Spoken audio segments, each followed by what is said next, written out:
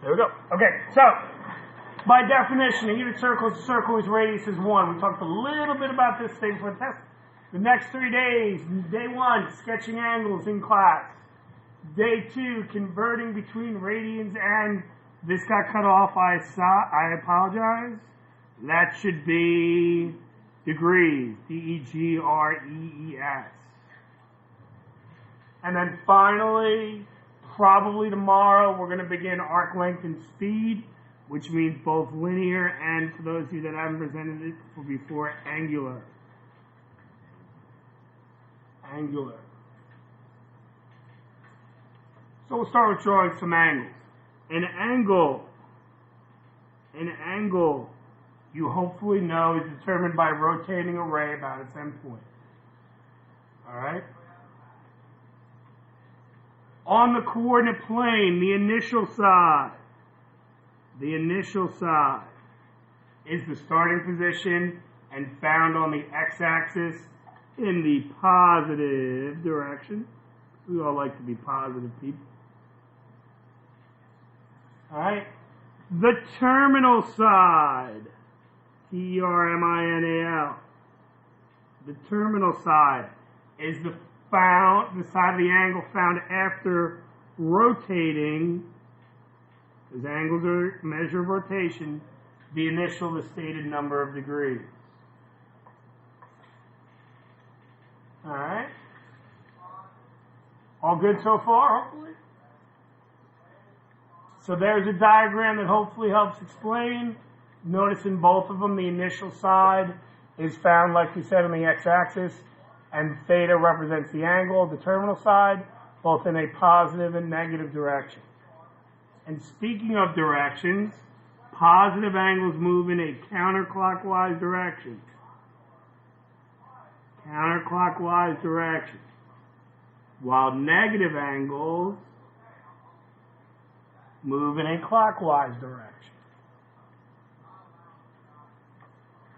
Positive angles move in a counterclockwise direction. Negative angles move in a counterclockwise direction. As exhibited by, and we're going to talk about this in a second, a little thing we like to call the quadrants. How many quadrants are there on the coordinate plane? 4. Quadrant 1 is up here, where everything's positive. Quadrant 2 is over here, where the y stays positive and the x goes negative.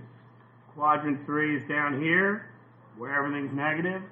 And then quadrant 4 is there, where the x goes positive and the y stays negative. Okay, so what I'm looking for when you sketch.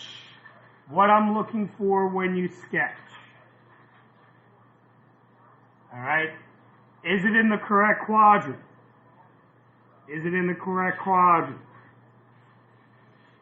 So between 0 and pi over 2, because we're going to talk a little bit about radians, I apologize. That'd be quadrant 1. Between pi over 2 and pi would be quadrant 2. Between pi and 3 pi over 2 would be quadrant 3. And then finally, D, 3 pi over 2 to 2 pi being quadrant 4. All right, is it in the right direction?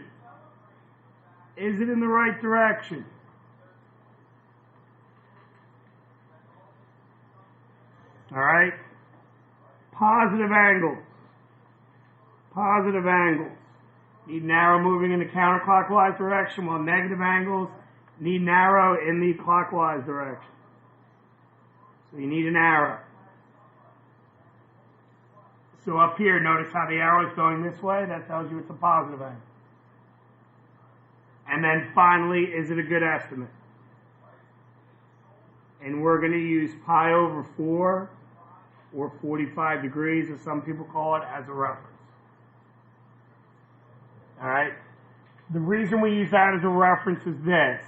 That, ladies and gentlemen, is a 45-degree angle that, even if you're a poor artist, should be pretty straightforward for you to sketch, because it's the line y equals x. It's this diagonal going through the origin, going up 1 and over 1. If your angle is greater than pi over 4, I would expect it to be up there. If it's less than pi over 4, I'd expect it to be there. You do not need to get a protractor out and measure and do all that. You just want it in the right half of the quadrant. And then there you see is a depiction of where we're going to get to, which is in fact the unit circle. All right, which is in fact the unit circle. Everybody good? Sweet. Let's work on some angles.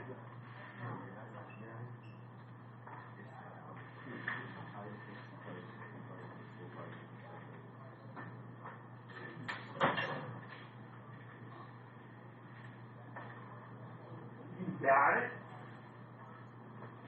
You got it?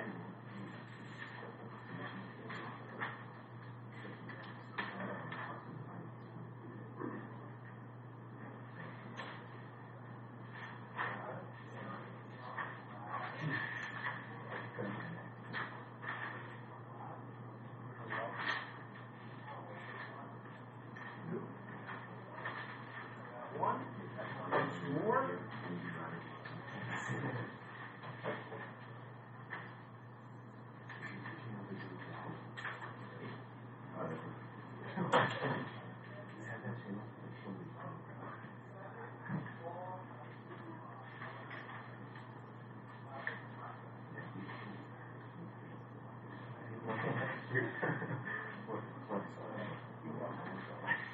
All right, so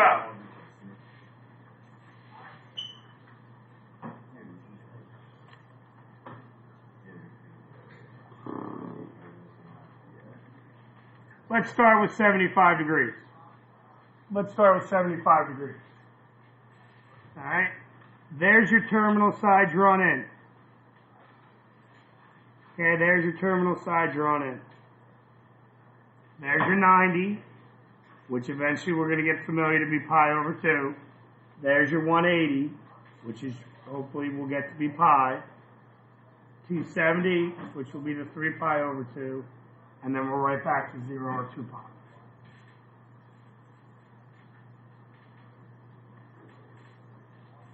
So, like we said, 75 degrees is more than 45. So all I'm asking you to do is draw an arrow that goes beyond the y equals x line. Is that 75 degrees? I don't know. All right, but you're understanding knowledge. I'm then going to create the terminal side, and that's what you need to do for these diagrams. And that's what you need to do for these diagrams. That's it. That's all I'm looking for. That is it greater than or less than the halfway point, right quadrant, right direction.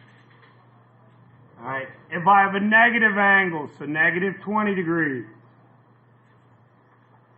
terminal side's exactly the same. But this time I'm going in the clockwise direction. I'm going less than 45, so maybe I go to there and then connect it to create my terminal side.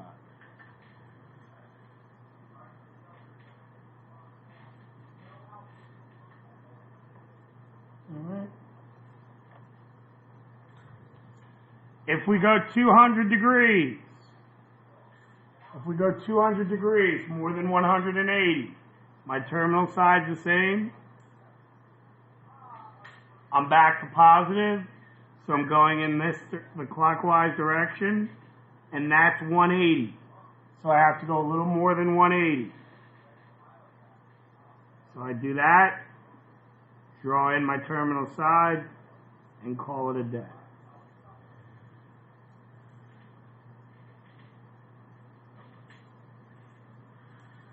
If we ask you to do an angle more than 360 degrees, so let's say we say 590 degrees.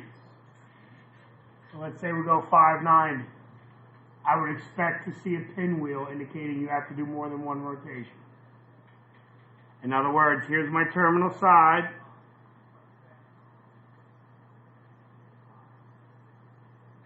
That's 360. Okay? So that means I got to go another 230. So there's the 180.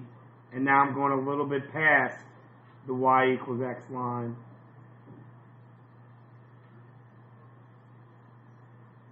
So it should look something like that. So if it's more than 360, you just do it with a pinwheel.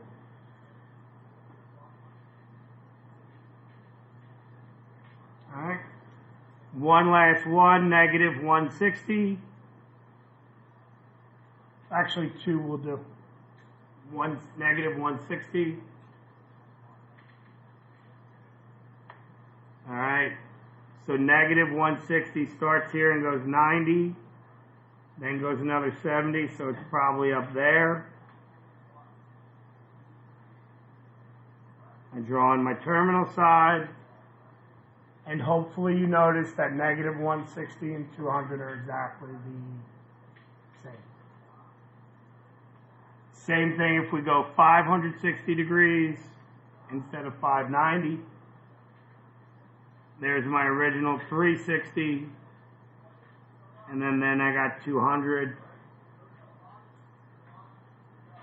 And you'll notice the 560 is identical to the negative 160 and identical to 200. So that's why we need the direction and the pinwheels and all that to make sure we have that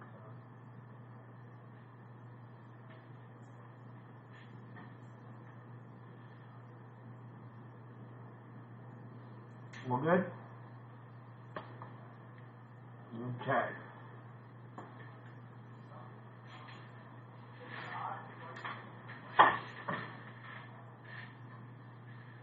Let's give you the rest of the notes and go with that.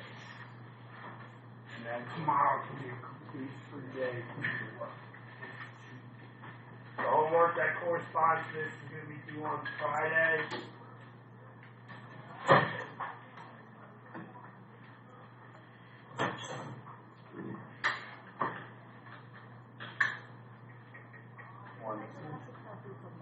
It's not due on Monday. Oh, thank you for that. I got to remind Friday because I have the reference sheet and we can discuss that.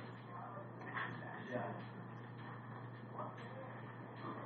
3, 2, 1. Two more holds.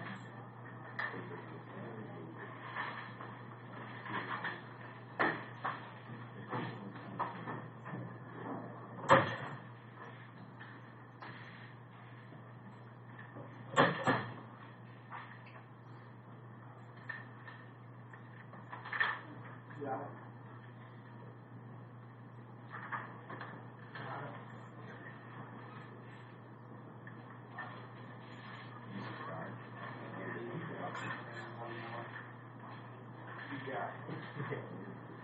All right, so that's part one is sketching the angles. Let's see what we can get done in part two.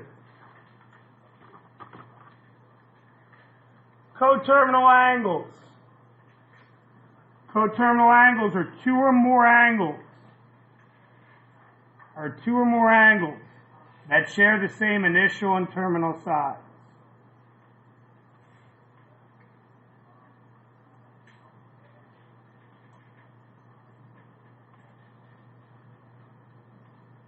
All right. Always have a difference of 360 degrees or 2 pi.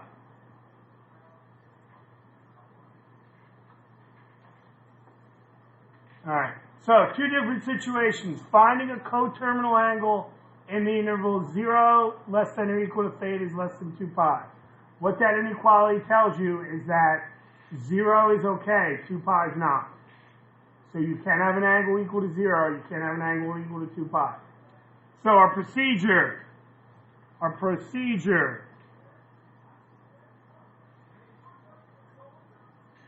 continues.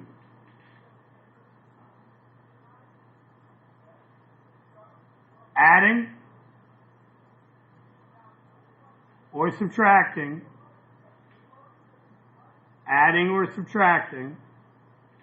360 degrees or 2 pi until the angle falls in that range.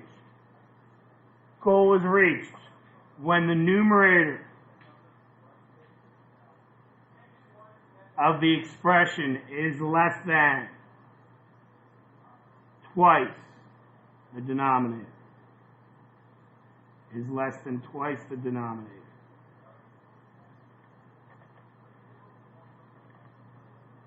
Continue adding or subtracting 360 degrees or 2 pi until the angle falls in that range. Now, for those of you that don't know this yet, pi is considered equivalent with 180 degrees. So if you want to work with degrees, go ahead. If you want to keep it in terms of pi, we can do that as well. We're going to show you both ways. Alright? So, 7 pi over 3. 7 pi over 3. The numerator is more than twice, so it's too big, so we're going to subtract. So what we have to do is we have to subtract 2 pi. To subtract 2 pi or add 2 pi, all you're going to do is double the denominator. The denominator is 3. What's double 3? That's all it is. So we have 7 pi over 3 minus 6 pi over 3. 7 pi minus 6 pi leaves me with pi. So that's pi over 3. And you're done. Because it's greater than 0 and less than 2 pi. Now, if it's negative, so I got negative pi over 3, now it's too small, so I got to be big. So I'm still going to use 6 pi over 3, but this time instead of subtracting, what am I going to do? Add. It's too small. And I get 5 pi over 3. Okay? Now, again, if you want to do degrees, you can. Just realize you're going to have to turn it back into radians at the end. So in other words, pi is 180. So this is equivalent to 810 degrees. All you would do is replace the pi with 180 in the calculator. 9 times 180 divided by 2. 810 is too big, so I start subtracting 360. I get 450. Still too big, so once again I got to subtract 360. And now I got 90 degrees. We're going to talk about converting in a second, alright? But if you want to take that 90 degrees and turn it into radians, all you do is put it over 180. And alongside it, you put its best friend pi. Because everybody loves pi. What do the zeros do to each other? Cancel out. 9 over 18 reduces down to 1/2. So this is 1/2 pi, or pi over 2. If you want the calculator to reduce it for you, it's just math and 1. That's how you reduce a fraction, and you enter as a division problem again. We can practice it as well.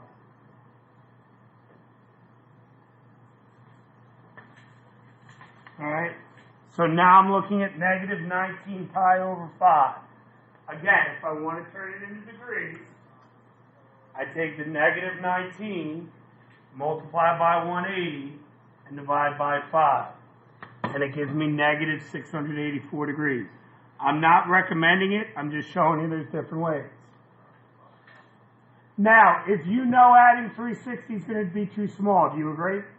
You can double right away rather than continuing to just add 360. So if I double 360, where am I at? So you can go right to that if you choose to. And then that gives me 36. I'm going to take the 36, put it over 180. I'm going to go to my graph and calculator. And I'm going to do, I want to keep that up and get, there we go. 36 divided by 180, and then I'm going to hit math, which is below the alpha, and then 1, and it automatically reduces it to 1 over 5. So I know that that is 1 over 5 pi, or pi over 5. Alright? Pick whatever method you'd like, but please work on the bottom 2. Please work on the bottom 2.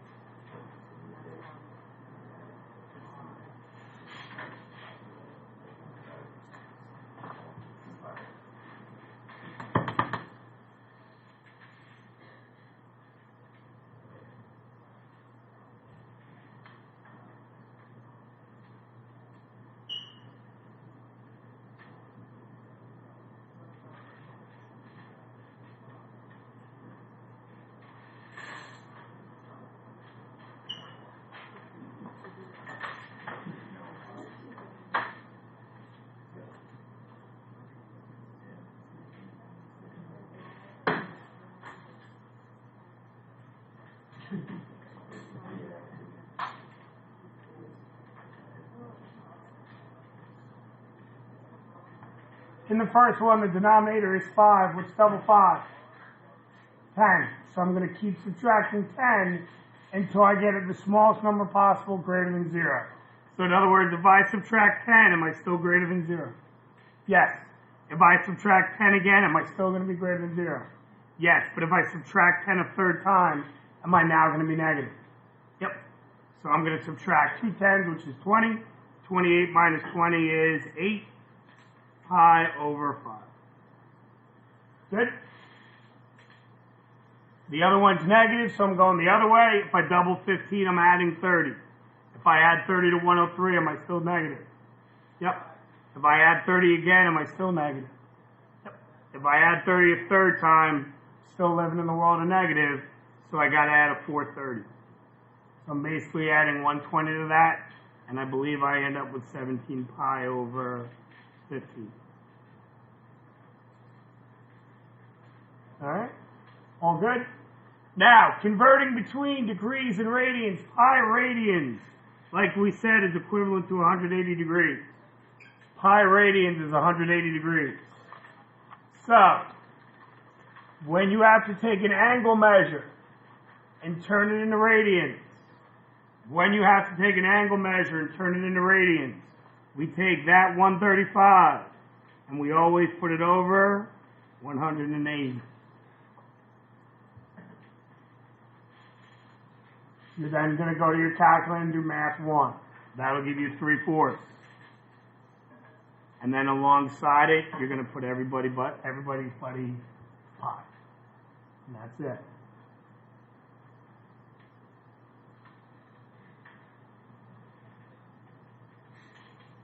All right. Next one, I'm going to do 540 divided by 180, which gives me the nice number 3. And then I'm going to put pi.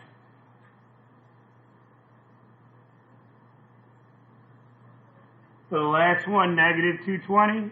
So now I got negative 220 over 180. Zeros cancel out. They're both even, so I can divide by 2. If you want to do it in your head, negative 11/9. And again, pi comes along for the ride.